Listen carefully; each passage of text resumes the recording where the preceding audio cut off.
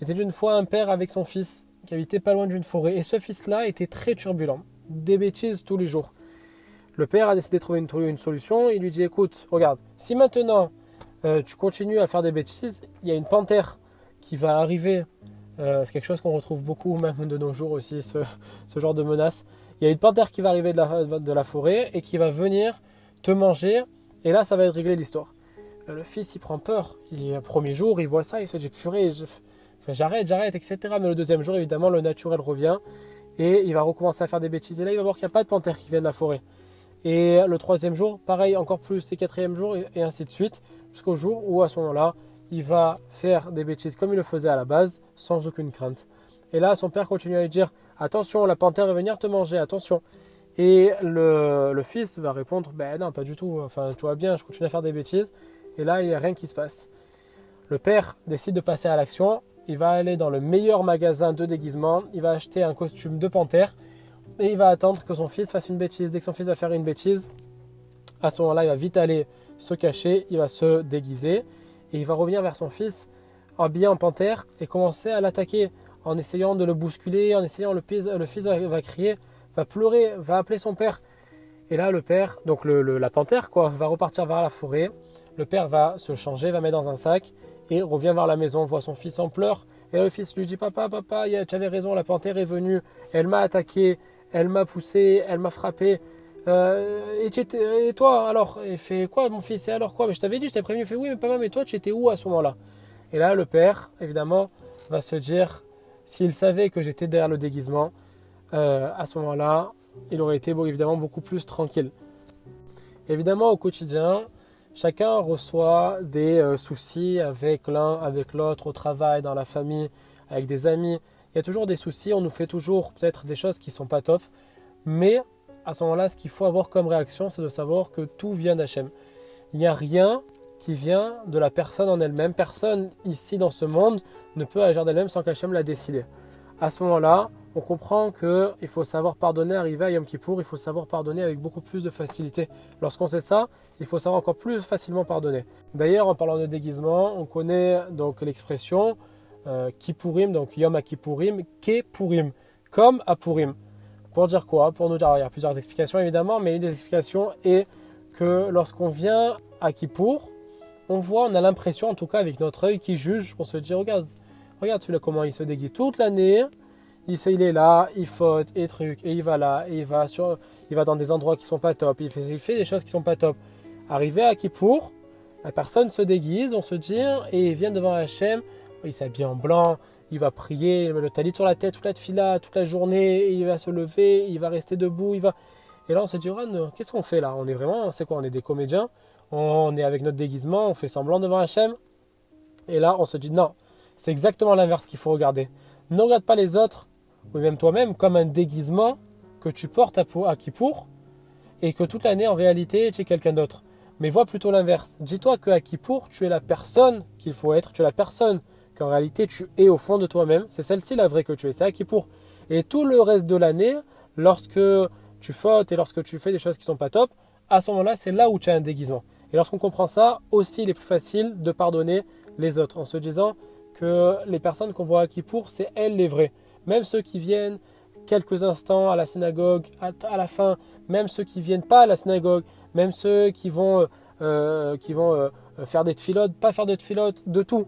Mais ceux qui sont à Kippour et ceux qui regrettent et ceux qui reviennent vers Hachem, là c'est leur vraie nature. Et toute l'année, tout ce qu'on voit dans la rue, tout ce qu'on entend, tout ce qu'on dit sur les gens, ça c'est un déguisement. À nous de savoir juger et à nous de savoir pardonner parce qu'il en dépend évidemment de notre filote.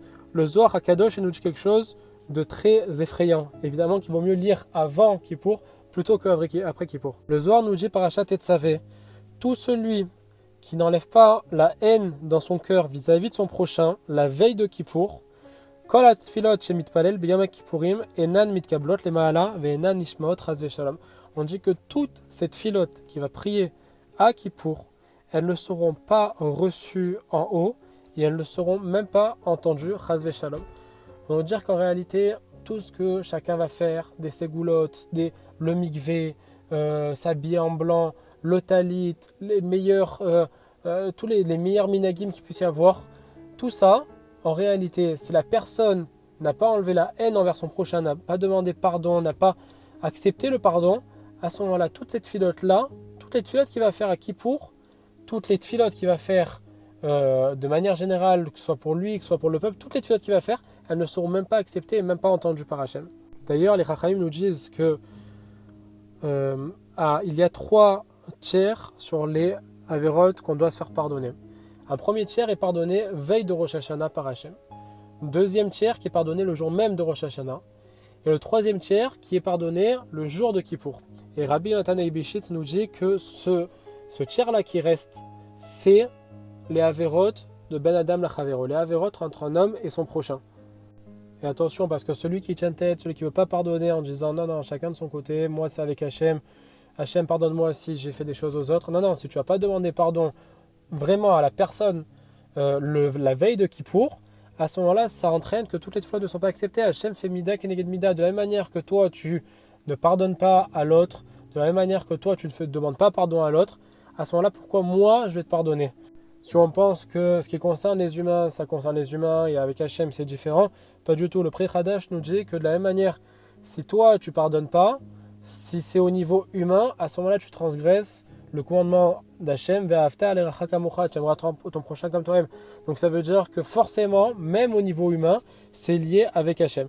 Et on termine avec quelque chose qui est encore plus effrayant. Si seulement tes tfilotes n'étaient pas acceptées, ça pourrait concerner que toi. Mais le Nodab Yehuda qui nous rapporte ici que de la même manière, si tu ne demandes pas pardon, si tu n'arrives pas à passer outre, si tu es ton prochain, si tu as vraiment une haine envers l'autre et qu'à ce moment-là, tu ne résous pas ça la veille de Kippour, à ce moment-là, non seulement tu n'as pas tes tfilotes qui sont acceptées, qui sont entendues, mais en plus de ça, tu empêches les tfilotes de tout le peuple d'Israël de bien monter vers Hachem. Ça veut dire que le poids que ça peut avoir, ceux qui n'acceptent pas le pardon ou qui ne demandent pas pardon. C'est-à-dire que si maintenant tu dis je ne veux pas, je ne souhaite pas, je n'ai pas envie, à ce moment-là, toutes les tfilotes qui vont être faites pour la santé, pour la parnassa, pour la refoua shelema, pour quoi que ce soit, pour trouver un bon zivouk, pour avoir des bons enfants, que ce soit toi qui les fasses cette filote ou même de l'autre côté de la terre, des Lévnés Israël qui font cette filote, à ce moment-là, à cause de toi, à cause du fait que tu n'as pas pardonné ou que tu n'as pas accepté le pardon, ça prend quelques secondes, tu n'as pas envoyé ce message, ce fameux message pour demander pardon, sincèrement, et pas juste en faisant un copier-coller, ou bien les images que tout le monde s'envoie en disant « Merhila, si j'ai pu te blesser ». On connaît ces messages génériques que tout le monde envoie, et évidemment, c'est-à-dire c'est sympa, mais le but c'est de demander réellement pardon si on a blessé. Le but c'est de vraiment accepter le pardon si on a fait quelque chose et que derrière il y a eu une répercussion.